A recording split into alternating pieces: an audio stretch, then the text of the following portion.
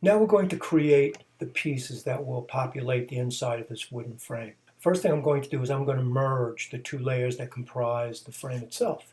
So in the layer window, I will shift select both, and I'll go to the upper right hand corner of the layer window and choose merge layers and hit Command S to save and name the layer. And I'm going to turn the wood layer back on because I need to cut another sample out of it. So I'm selecting that layer as well. And once again, I'll hit M on the keyboard and I'll grab a piece just randomly again. And once again, I want to have it on its own layer, so I will hit Command J on the keyboard.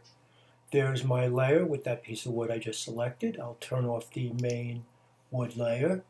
And now I will hit Command T and I'll put it into position and start to scale this down. Now you'll notice that the layer is behind the actual frame, and that's going to give me a little leeway in how long this piece would be. So as long as it fits behind there and goes past the inside edges of this frame, then it's long enough. Now, while I'm at it, I'm going to right click and I'm going to choose Paste Layer Style because it's memorized from when we put it around the frame. And there I have the same effect for that one as well. Now I want this to look a little bit more weathered, a little bit older. So I'm going to be adding a layer mask to it, and I'm going to randomly go in and start to cut pieces out of it. We'll do one together from beginning to end, and then I'll leave you to do the rest, and then we'll return and we'll populate the rest of these UV boxes, those white boxes, with one collective frame. So I'm going to go down the bottom of my layer window, click on the layer mask. I'm going to hit L on the keyboard. Now I want the cowboy lasso for this because I want it to appear to be very organic, as if perhaps by age and abuse, it's kind of broken up a bit. So I'll just start to go in randomly and make these selections. I'll hit B on the keyboard and I'll get a hard edge brush. I'll make sure my brush is set for normal, opacity 100%, flow 100%.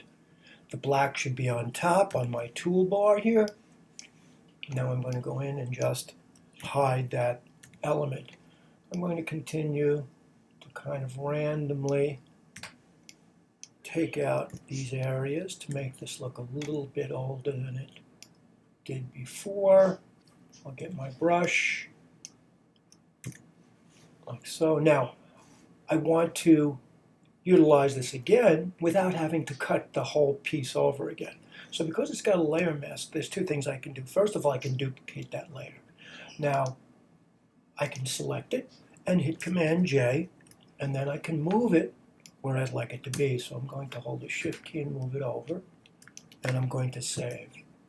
And now I'm going to delete that layer mask on the second one, and now I'm going to add a new one. And this is going to allow me to make a variation on this without it being redundant.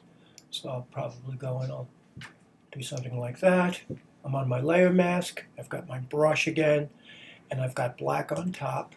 And now I can go in and I can hide that content as well. Maybe I'll cut a piece out here.